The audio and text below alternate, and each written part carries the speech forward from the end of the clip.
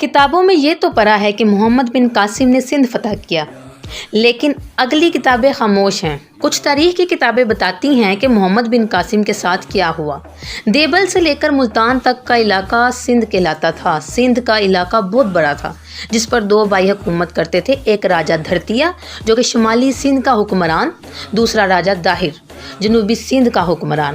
ان کی ایک بہن لاڈلی جو کہ جوشتیوں کے مطابق بہت خوش نصیب تھی، جو اس کا شوہر ہوتا ہے وہ سندھ کا حکمران ہوتا ہے۔ جب راجہ داہر کو جوتشیوں کی یہ پیشن گوئی پتہ چلی تو اس نے اپنی ہی بہن لاڈلی سے شادی کر لی، حالانکہ کوئی مذہب اس بات کی اجازت نہیں دیتا، لیکن جب ضمیر سو جائے تو انسان بھی ایک حیوان ہے، پھر رشتوں کی پہچان بھی بھول جاتا ہے۔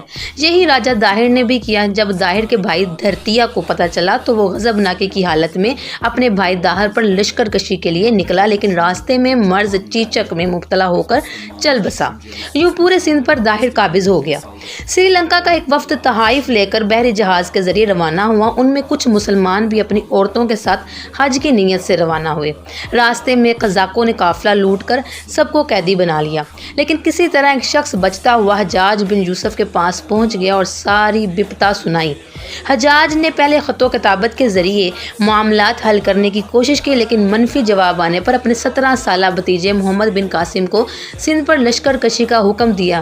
یہ 17 سالہ نوجوان محمد ارادے کا پکا نہایت اور بہادر ہی تھا۔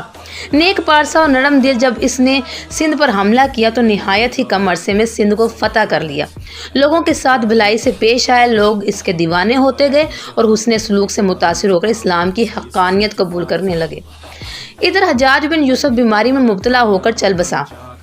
حکومت سلمان بن عبد الملک کے ہاتھوں میں آئی۔ محمد بن قاسم نے راجہ داہر کی 2 بیٹیاں جو کہ اس وقت شہزادیاں کہلاتی تھیں، تحفے کے طور پر خلیفہ سلیمان عبد الملک کی طرف بھجوائیں۔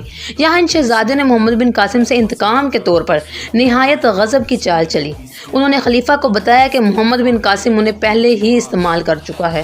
یہ سن کر خلیفہ بہت ناراض ہوا۔ اس نے حکم جاری کر دیا کہ محمد بن قاسم کو بیل کی کھال میں سی کر لایا جائے۔ محمد بن قاسم کو اس حکم کے تحت لایا گیا تو راستے میں دم گھٹنے سے یہ کم سن جرنیل دنیا سے رخصت ہوا۔ بعد میں جب خلیفہ کو ان 2 لڑکیوں کی حقیقت پتہ چلا کہ یہ کنواری ہیں اور انہوں نے محمد بن قاسم پر جھوٹا الزام لگایا تھا، انہیں زندہ دیوار میں چنوا دیا گیا۔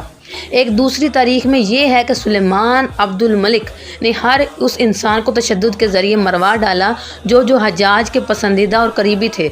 محمد بن قاسم بھی قید خانے میں تشدد کا نشانہ بنا اور وہاں ہی دنیا سے رخصت ہو گئے۔